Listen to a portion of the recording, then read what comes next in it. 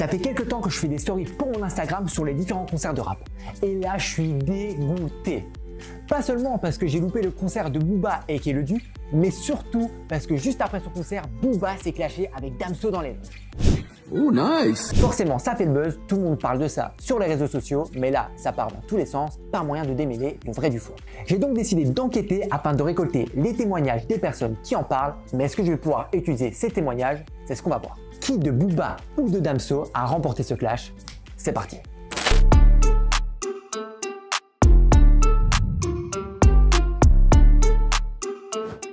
Ça fait quelques semaines que sur Instagram, le ton monte entre les deux garnements. Hier soir, lors du concert de Booba à Bruxelles, Damso l'a rejoint dans sa loge pour y mettre fin. Maintenant, analysons les différents témoignages sur Instagram. Allons directement sur l'Instagram de Milan, un poteau à moi qui connaît plutôt bien la scène de rap. Hop les amis. Alors, je me permets d'interrompre la vidéo car on ne dit pas un poteau à moi, mais plutôt un de mes poteaux. C'est beaucoup mieux. Yo la team, petite story pour vous raconter la battle de rap d'hier soir. Ça s'est balancé punchline sur punchline entre Isha et Grim Montana. C'était incroyable. Vous auriez dû être là. Bon alors là, je vais pas vous mentir, je suis assez déçu de Milan parce qu'il s'est totalement bourré. Il commence bien en disant que la battle s'est passée hier soir, mais c'est pas du tout les bons rappeurs. Du coup, son témoignage n'est pas pertinent. Milan était extrêmement décevant, mais Liam, un pote en commun à Booba et moi, a peut-être plus d'infos.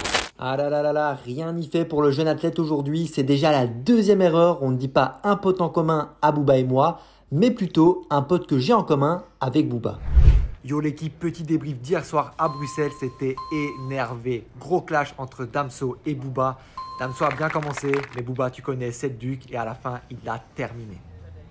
Ok, Liam, il est vif, il est connecté, il parle du bon rappeur, du bon endroit et aussi du bon moment. Son témoignage est donc pertinent. On a déjà une bonne piste, mais continuons à checker ce qui se dit sur les réseaux. Yo la team, hier soir à Bruxelles, c'était incroyable. Il y a eu un affrontement, ça s'est rendu coup pour coup, mais au final, au bout des 4 périodes, c'est notre team qui a gagné grâce au dernier panier à la dernière minute et pourtant notre attaquant était entouré de 5 joueurs dans la raquette. C'était incroyable, c'est nous les meilleurs. Thanks. Bon, le frérot, il est bien sympa, mais il nous parle de raquettes, de 5 joueurs, de 4 périodes. En gros, il a vu un match de basket, rien à voir avec le clash de Booba et Damso. Du coup, son témoignage n'est pas pertinent. Bon allez, on va check un dernier témoignage, c'est parti. Eh ben tiens, celui de mon pote Jules, il devait être au concert, on va voir ce qu'il a à dire. Bon les gars, je vous fais cette story avec un somme monumental car hier soir à Bruxelles, il y avait le clash entre Booba et Damso. Et je devais y être à la base, mais j'ai pas pu y être parce que je suis tombé malade, du coup la galère totale. Par contre, mon frère, lui, y était. Il servait le champagne à Booba dans sa loge et il m'a raconté qu'au début, Damso, il a bien géré. Mais après, tu connais le Duc, il l'a emporté et c'est lui qui a remporté le clash, quoi. Le Duc est trop fort. Thanks.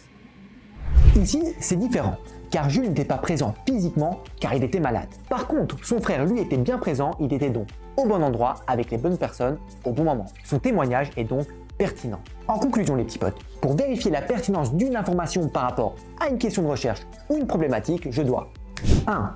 Identifier le thème, le lieu et le moment de la question de recherche. 2. Identifier le thème, le lieu et le moment de l'information.